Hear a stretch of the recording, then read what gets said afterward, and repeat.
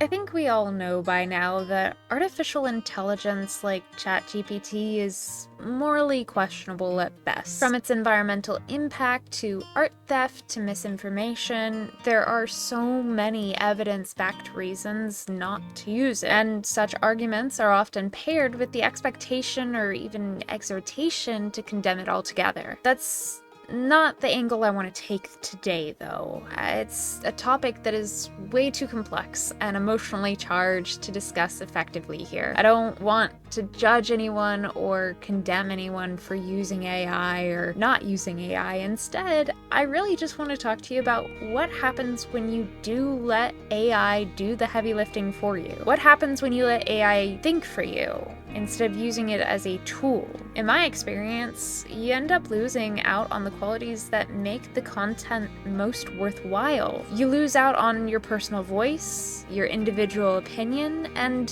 yeah, the messiness that is human-driven content. I've filmed a lot of stuff in 3 hours, but let's first start, at least, with the feature that prompted the video in the first place: YouTube's built-in AI for creators. So these are the automatic YouTube thumbnails and titles that it has. Ranking chaotic good fictional characters, it suggests Deadpool, Dumbledore, Gandalf, and Rocket, and then we've just got this random child. So it suggests a deep dive into the unpredictable yet fundamentally virtuous characters that captivate audiences is offered. The nuanced spectrum of their morality and the unique ways their benevolence manifests will be explored. This reads like I have just told a student about a thesaurus so that they don't, repeat themselves over and over again, and then they go, ooh, I'm gonna use big words so I photosynthesize better. Buddy, that's not how thesauruses work. Just because you use words with more than one syllable doesn't mean that you're smarter. Wow, I'm so glad that it tells me what the universal appeal is. How else would I have known? Maybe thinking for myself? I don't know, just a thought. We've got my cosplay glow up through years, iconic character designs, echoes of humanity in the demon realm. That's interesting. That's based on the Owl House. So is the Owl House in asterisks, philosophy, nature of choice. The complex tapestry of choice woven throughout the Owl House is explored, considering how characters' decisions shape their realities. The philosophical implications of these choices are examined, offering viewers a deeper understanding of the show's underlying themes. So this is just saying the same thing in just different sentences. I think what it's trying to communicate is that I should make a video about how choice is a literary device or a plot device used by characters to, demonstrate or reveal their philosophies and how different characters think about life differently. But instead, it's just Owl House philosophy. The nature of choice, which is really vague, doesn't say anything. And then the complex tapestry of choice, which is just saying choices in the Owl House is explored. I love the really wordy, passive voice sentence here. That just, ooh, that's exactly what I want to write. This is just the most unnecessarily wordy phrasing to say very little that aren't even weasel words. Weasel words are those that you insert into, say, an advertisement to make your product seem better or more likable or a better option. You can have up to this much. Weasel words at least have a function in writing. It's this is just words.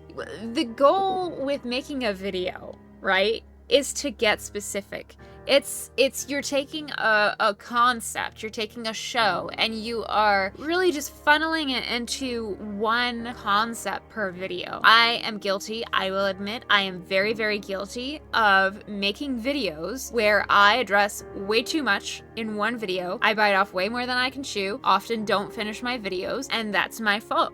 But this isn't even choosing one thing. They're saying the nature of choice, philosophy. Ha! It doesn't even make a decision about anything. There's no opinion, there's no nothing. There's no personality here. The philosophical implications of these choices, not that we're gonna label the choices or whose choices or what choices in the plot or even the philosophical implications, we're not even diving into what those could be.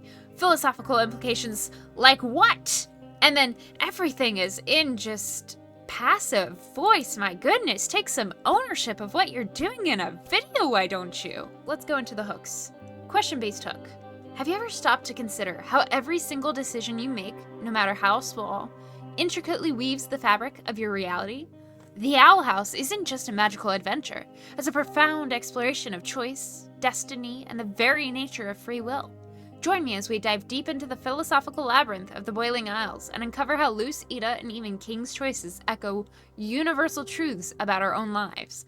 It is so vague. This is the thing that I work with students in doing, is funneling this vague thing that could apply to really anything. Like, you could take this question-based hook, copy and paste it, change like 5 words, and apply it to literally any book ever. Percy Jackson isn't just a magical adventure or a mythological adventure, it's a profound exploration of choice, destiny, and the very nature of free will. Mein Kampf, it's a profound exploration of choice, destiny, and the very nature of free will. You could do this about anything. The goal is that you take what you know about what you're learning or what you care about, and you apply it to something, and you make it so uniquely that you can't apply it to other things without adjusting it to match the new thing. And that is the problem with what I'm seeing in these AI-inspired things, because it's just so vague, it can apply to anything. Not only are we robbing ourselves of the opportunity to craft and process a project about something we care about and see it from start to finish, to research and develop ideas, and to hone our writing skill and our skills of communication, and to practice talking about things we care about, practicing normal discussion. We're also robbing our audiences